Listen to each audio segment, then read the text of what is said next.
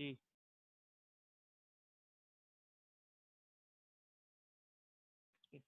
ये मैं पूछ रहा था। चलिए ये स्टार्ट करते हैं। तो कुछ ज़ाहिर बात है, चीज़ें तो लिखी हुई भी आ जाती है। अच्छा, ये एक्चुअली होता ही है कि जब हम जो है वो कम्प्लीमेंट्स निकाल लेते हैं कि पहले तो ये देख लेते हैं कि हर चीज़ जो है वाई वाई के ऊपर पहले जाना चाहिए। हम ऐसा जो है वो क्यों करते हैं? तो इसलिए वाई का आंसर पहले पता करते हैं कि हमें समझ में आ जाता है। ये एक्चुअली वाट से बेहतर वाई बता देता है आपको। जब आपको वाई समझ में आ जाता है तो फिर वाट जो है वो खुद ब खुद ऑटोमेटिकली क्लियर हो जाता है। तो आप कोशिश ये कर करें कि अगर कोई नई चीज़ आप देखें तो सबसे पहले क्वेश्चन वाई का किया करें, कि इसका रीज़न क्या है, सही है, या हम ये क्यों कर रहे हैं। हर सब्जेक्ट के लिहाज से मैं जनरल बात कर रहा हूँ। अच्छा, अब जो है वो इसको हम करते हैं सॉल्व। पहली बात तो ये कि हम क्यों कर रहे हैं, तो इसका जो है वो आंसर ये है कि जब कंप्यूटर मतलब ये है कि कैलकुलेशन कर रहा होता है पॉजिटिव नंबर, तो वो तो इजी हो जाता है। फॉर एग्जाम्पल 2+3=5, ये तो इजी हो जाता है। लेकिन जब बात आती है निगेटिव नंबर की, तो निगेटिव नंबर को जो है वो एक स्कीम फॉलो करता है, जिसके थ्रू वो कैलकुलेशन करता है निगेटिव नंबर की। अब वो चाहे एडिशन हो रहा हो या सब्सट्रैक्शन हो रहा हो, तो वो बाइनरी में कन्वर्ट करते वक्त एक स्कीम फॉलो करता है, और वो होती है वन कॉम्प्लीमेंट्स। पहले अप्लाई करता है उसके ऊपर वन कॉम्प्लीमेंट्स, और फिर अप्लाई करता है टू कॉम्प्लीमेंट्स। तो जो फॉर्म आपके पास बाइनरी में नंबर की आ जाती है, तो वो उसके बेसिस के ऊपर जो है वो कैलकुलेशन परफॉर्म कर देता है। सही है।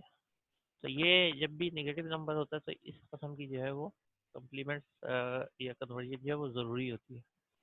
ठीक है, वाई का मतलब किस किस को समझ में आया, 3 लिख के बताएं।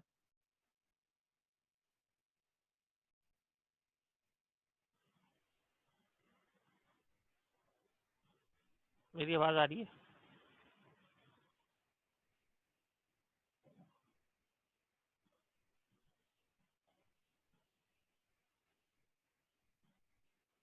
अच्छा, बता रहा हूँ दोबारा, 1 मिनट बताता हूँ। मैं ये कह रहा हूँ मैं ये कह रहा हूँ आप लोगों से कि हम जो है पहले इसको पर्पस देखते हैं, ऑब्जेक्टिव कि क्या है कम्प्लीमेंट्स का। हम वन कम्प्लीमेंट्स और टू कम्प्लीमेंट्स करने जो जा रहे हैं ना। अब आवाज़ सही है थोड़ी?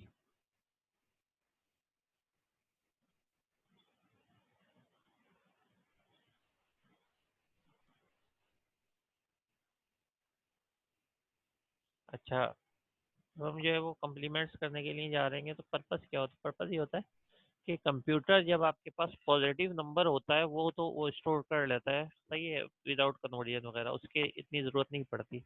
लेकिन जब हम नेगेटिव नंबर की बात करते हैं तो नेगेटिव नंबर के लिए जो है वो हमारे पास एक लॉजिक यूज़ करता है, जिसके बेसिस के ऊपर जो है वो कन्वर्जन कर लेता है या उसकी कैलकुलेशन कर लेता है। तो वो जो लॉजिक है वो क्या कहलाता है, वन कॉम्प्लीमेंट अप्लाई करता है, और वन कॉम्प्लीमेंट और टू कॉम्प्लीमेंट जो है दोनों अप्लाई कर देता है, और रिप्रेजेंट इस फॉर्म में कर देता है बाइनरी नंबर को, कि नेगेटिव नंबर के ऊपर भी कैलकुलेशन हो जाती है।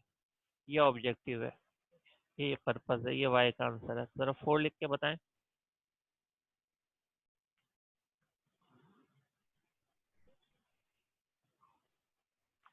ठीक है, 3-4 स्टूडेंट्स 4 लिखते हैं, वही लिख रहे हैं। अच्छा, अब ज़्यादा लिख रहे हैं, अच्छी बात है।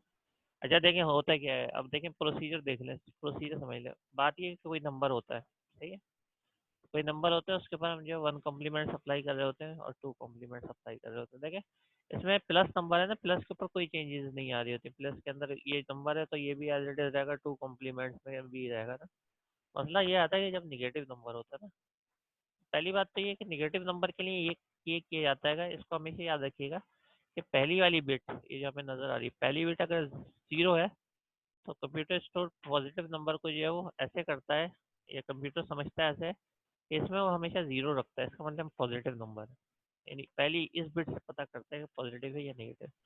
और यूजर ने अगर नेगेटिव इनपुट दी है तो यहाँ पे -1 रख कर देता है। तो इससे जो है आगे जब कन्वर्जन प्रोवाइड कर रहा होता है, ये प्रोसेसर लेवल के ऊपर एग्जीक्यूशन हो रही होती है, तो ये 1 से उसको पता चल जाता है। बाकी ये तो नंबर उस नंबर को रिप्रेजेंट कर रहे हैं, लेकिन ये 1 बता रहा है कि यहाँ पे नेगेटिव है। नहीं, अभी हम सारी बाइनरी की बात कर रहे हैं, सिर्फ बाइनरी की बात कर रहे हैं काशिफ। तो इसमें जो है वो ऐसा है कि देखें, अब ये हमें जैसे कन्वर्ट करना है, तो इसके अंदर क्या करते हैं, इसको इस वाले को तो आपको निगेटिव ही बोलेगा ना। अभी ये था 12। अच्छा यहाँ पे आप इसको पहले 12 को चेक करें, +12 है। तो +12 के अंदर ये 4 बिट तो हम यूज़ नहीं कर रहे, बाकी की 4 बिट यूज़ कर रहे हैं। कैसे? 8421 के हिसाब से। तो 84 ऑन है, 21 जो है वो ऑन नहीं है। तो 8 और 4 कितने होते हैं? 12। तो ये कितना हो गया? 12 हो गया। ये 4 बिट हम इसको अभी फिलहाल यूज़ ये है, लेकिन आगे और नंबर्स के लिए ना, बाकी और बड़ा कोई नंबर आ गया उसके लिए बिट्स यूज़ हो जाएंगे। तो ये 12 जो है ये तो हो गया। यहाँ पे प्लस था तो कोई चेंज नहीं आया। लेकिन अब यहाँ पे ये मसला है कि निगेटिव होगा तो इसको तो वो -1 कर देगा।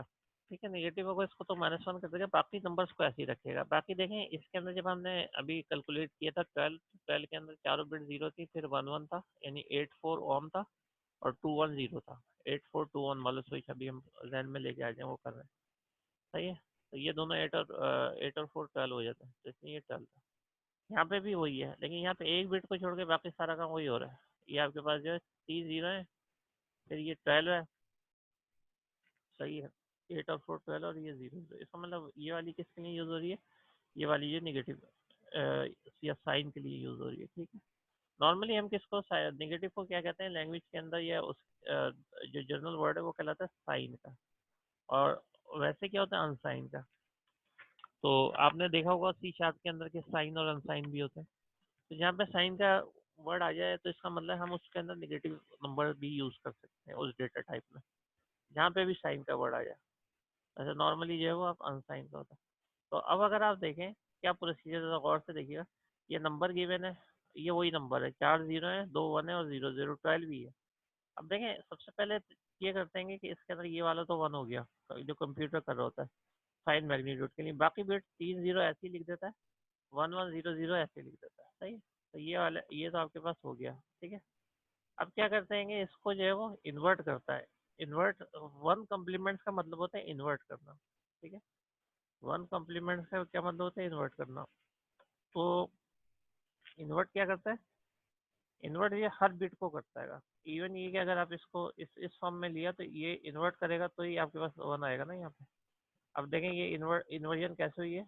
यहाँ पे जैसे 0 था तो ये 1 हो गया, 0 1 हो गया, 1 0 हो गया, 1 0 हो गया। सही है।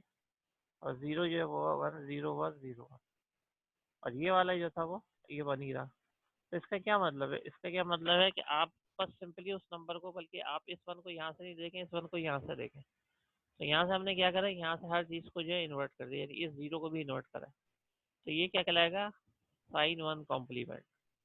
तो ये sin 1 कॉम्प्लीमेंट। अब इसने एक स्टेप तो जो है परफॉर्म कर लिया, कि उसको जो है इन्वर्ट कर दिया। तो पहला स्टेप जो 1 कॉम्प्लीमेंट होता है वो बड़ा इजी होता है, उसमें क्या करते हैं, उसमें जो है आप इन्वर्ट कर देते हैं। दूसरा वाला जो होता है वो होता है +1 ऐड करना। सही, +1 ऐड करना। +1 ऐड कर रहे होते हैं तो उससे क्या होता है कि आपके पास 2 कॉम्प्लीमेंट में कन्वर्ट हो जाता है। अभी हम करेंगे +1 और उसको कैलकुलेट भी करके देखेंगे। लेकिन पहले ये दो बातें आप जहन में रख लें कि 1 कॉम्प्लीमेंट का मतलब होता है इन्वर्ट करना, और 2 कॉम्प्लीमेंट्स का होता है उसमें 1 प्लस कर देना। जो इन्वर्ट यानी जो आपके पास इन्वर्ट होकर नंबर आया ना, उसमें +1 कर देना। ये नहीं कि डायरेक्ट जो है वो +1 कर देना। तो बच्चे जो प्रैक्टिस की कमी की वजह से अक्सर ऐसा करते हैं, या वो एग्जाम से पहले जो तैयारी होती है 2 3 दिन पहले वाली, उसके अंदर ये होता है कि वो भूल जाते हैं। वो डायरेक्ट उसी नंबर के अंदर कोई +1 कर देता है, कोई खाली इन्वर्ट करके भूल जाता है। लेकिन आपको मैं इसलिए ये चाह रहा हूँ कि आप ध्यान में रख लें कि एक तो हमें 1 कम्प्लीमेंट के लिए इन्वर्ट करना पड़ेगा, और 2 कम्प्लीमेंट्स के लिए +1 करना पड़ेगा। बाकी और बाइनरी 1 एडिशन हम लोगों ने किया हुआ है, तो ये अभी हम कर लेते हैं। अच्छा अब जो है वो ये ज़रा बता दिया अगर मुझे, लोग दरवाजे वो लोग जो वेटिंग रूम के अंदर हैं, तो उसकी वजह से जो है वो मैं आप लोगों को भी पढ़ा रहा था, ये समझा रहा था, तो मैं उधर से हर बार जो है वो नहीं देख सकता कि ये कोई आया है या कोई खड़ा हुआ है। सही है ना। तो आप लोग में से कोई बता दिया करें मुझे कि कोई वेटिंग के ऊपर है या नहीं है। अगर आप खुद भी देख पा रहे हो ना तो वेटिंग रूम को, तो अच्छी बात है। अच्छा अब जो है ये हमने इसको इन्वर्ट कर दिया। अब इन्वर्ट करने के बाद अब हमें क्या करना है, 1 जो है उसके अंदर ऐड करना है। ठीक है। अब ज़रा देखें, मैं जो हूँ वो 1 ऐड करता हूँ। बल्कि यहाँ पे हुआ हुआ मैं आपको ज़रा बड़ा करके दिखा रहा हूँ। देखिए ये नंबर था, इसके 4 0 थे, 2 1 थे और 0 0। सही है, 12 हमने बना लिया था। अब क्या हो रहा है, पहले वन कम्प्लीमेंट लिखा हुआ भी है, वन कम्प्लीमेंट से आप इन्वर्ट कर रहे हैं, इन्वर्ट करना है तो सबको आपने इन्वर्ट करा। आप देखें ये कितने थे, ये 4 जीरो थे, ये आपने 4 वन कर दिए। फिर क्या था, 2 वन थे तो 2 जीरो कर दिए। फिर जो थे 2 जीरो थे तो उनको जो है 2 वन कर दिए। ठीक है, तो ये वन कॉम्प्लीमेंट्स हो गए। यहाँ तक जो लोग मेरे साथ हैं समझ गए, वो टू लिख के बताएं।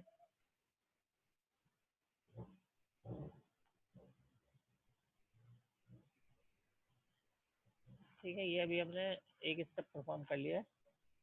अब उसके बाद अब हम सेकंड स्टेप की तरफ चलते हैं। अब जो अभी मुझसे पूछा भी था कि ऐड कैसे करते हैं, तो इसीलिए मैंने ये यहाँ मैंने सोचा था कि बताऊंगा आपको। देखिए ये वन ऐड करना है। अच्छा, वन किस में ऐड करना है, इस नंबर में करना है, ऊपर कहीं नहीं कर रहा है, इसके अंदर वन ऐड करना है जो इन्वर्ट हुआ है। सही है, तो अब जरा करते हैं वन ऐड। तो वन देखें ऐड करेंगे तो वन हमें ज़्यादा ऐड नहीं करना पड़ेगा, सिर्फ यहाँ पे ऐड कर रहे हैं। वन वन कितना हो गया, जीरो। ठीक है, कैरी क्या हो गया, वन।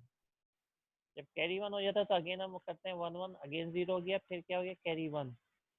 जब कैरी वन हो गया तो वो जो है एज इट इज नीचे आ गया। तो ये देखें वन वन का ये जीरो आ गया था, कैरी वन हो गया था, फिर वन वन का जीरो आ गया था। अब जो कैरी हुआ था वो वन खुद ही आ गया क्योंकि नीचे जीरो है, तो वन खुद ही आ गया। तो उसके बाद सारे नंबर जो है वो उसके, क्योंकि और कोई वन वगैरह नहीं है ऐड होने के लिए, तो सारे नंबर जो है एज इट इज आ जाएंगे। तो ये जो है टू कम्प्लीमेंट्स हो चुका है और ये इसका आंसर है। दोबारा रिपीट करता हूँ कि एडिशन कैसे हुआ है।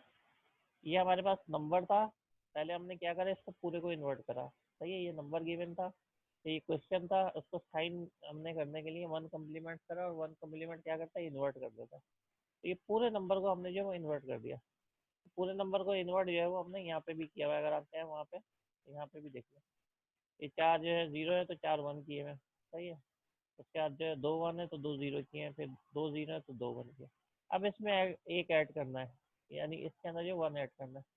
तो इसको इसके अंदर जो वन ऐड है तो ये वही नंबर है, यहाँ पे वन ऐड हो रहा है, ये वही नंबर है जो यहाँ पे लिखा है ना, इसमें वन ऐड हो रहा है। अच्छा, इसमें ज़्यादा हम आगे नहीं जाएंगे क्योंकि आपका दो या तीन दफ़ा के अंदर जो वन कंप्लीट हो जाएगा, बाकी नंबर ऐसे ही रहेंगे, तो एज इट इज हम नीचे ले आएंगे।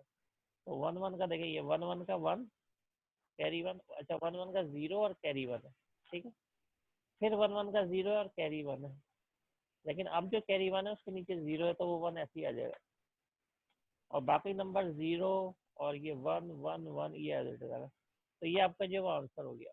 ठीक है, तो जिन लोगों की ये बात समझ में आ गई है वो थ्री लिख के इनपुट करें।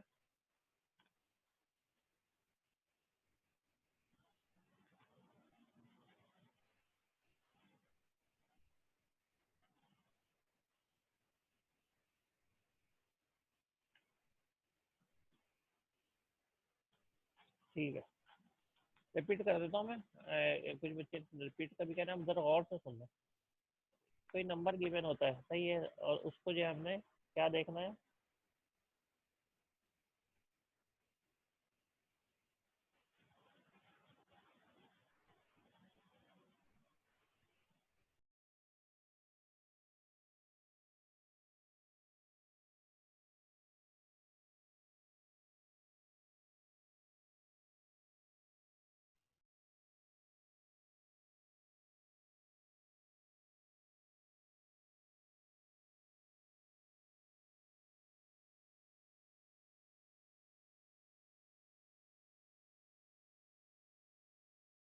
क्योंकि जरा ये हम देख रहे थे कि किस तरीके से ये कन्वर्जन करते हैं। एक आपके पास साइन नंबर होता है,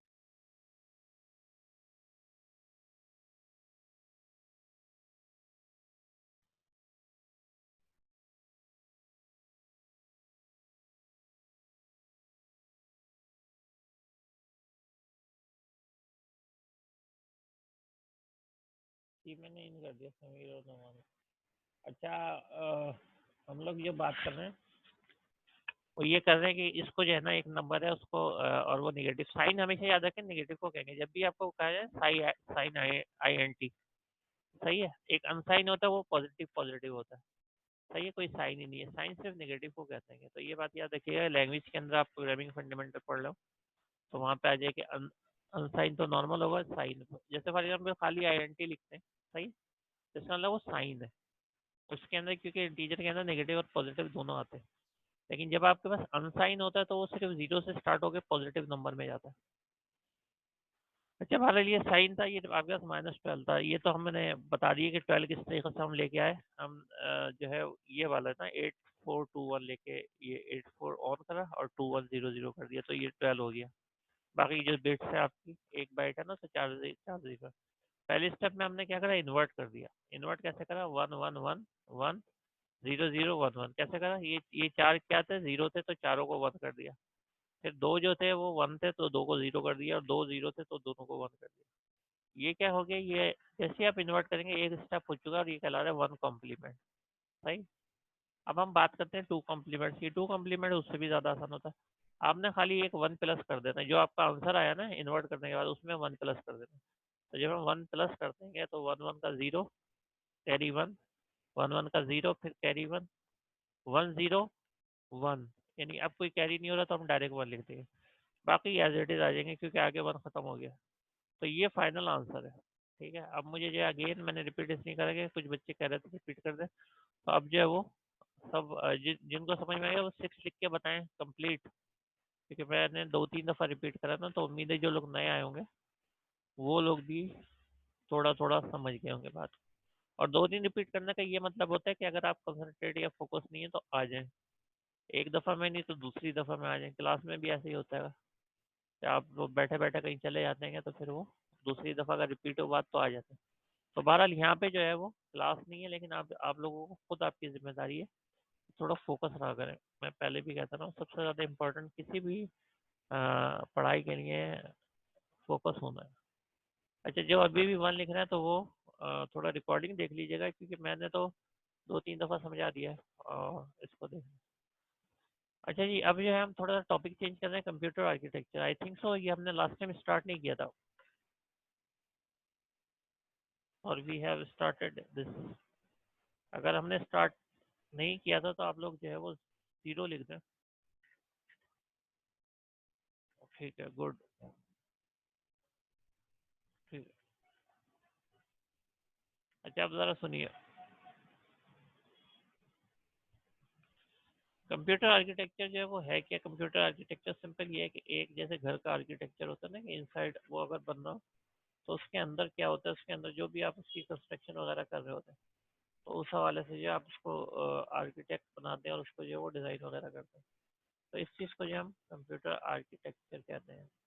कंप्यूटर जो अंदर से किस तरीके से बना हुआ है। अच्छा, जैसे हमने किया था, बात की थी स्टार्ट के अंदर, बात की थी कि भाई बहुत सारी ऐसी चीज़ें आएंगी इसके अंदर, टॉपिक्स ऐसे आएंगे जो कि हर सेमेस्टर में आपको कोई ना कोई सब्जेक्ट के नाम से मिलेंगे। तो आप देखेंगे जैसे हमने कंप्यूटर आर्किटेक्चर स्टार्ट किया, तो ये 3rd या 4th सेमेस्टर में एक सब्जेक्ट है कंप्लीट, और है वही 4 मंथ वाला ना, यानी कि 4 महीने तक आपने पढ़ना है। इसमें मिड टर्म है, सब कुछ कंप्लीट वही 100 मार्क्स का है। तो अब ये वाली बात के कुछ जो है आप लोग अगर BScs के अंदर पढ़ रहे हैं तो कुछ सब्जेक्ट जो है वो BScs के अंदर हार्डवेयर के भी होते हैं, ठीक है, और ज़्यादातर जो सॉफ्टवेयर के होते हैं। जैसे आप प्रोग्रामिंग फंडामेंटल वगैरह पढ़ रहे हैं साथ में, और ये भी बहुत हद तक प्रोग्रामिंग का IICT, क्योंकि आप जो प्रोजेक्ट्स के अंदर बना रहे हैं वर्किंग कर रहे हैं। तो अब इसमें नियरली अगर रेशियो अगर आप, तो मेरे अंदाजे के मुताबिक 30% हार्डवेयर के सब्जेक्ट है और 70% सॉफ्टवेयर के हैं, क्योंकि सॉफ्टवेयर बेस्ड है BScs, तो इसलिए ज़्यादा वो वाले सब्जेक्ट आपको कराए जाते हैं। लेकिन जब आप वो सब्जेक्ट कर रहे होते हैं तो उसमें जैसे computer architecture, computer organisation, DLD, digital logic design, और ये जो भी हम करके आए ना बाइनरी, ये सारी कन्वर्जन, ये DLD के अंदर ही होता है।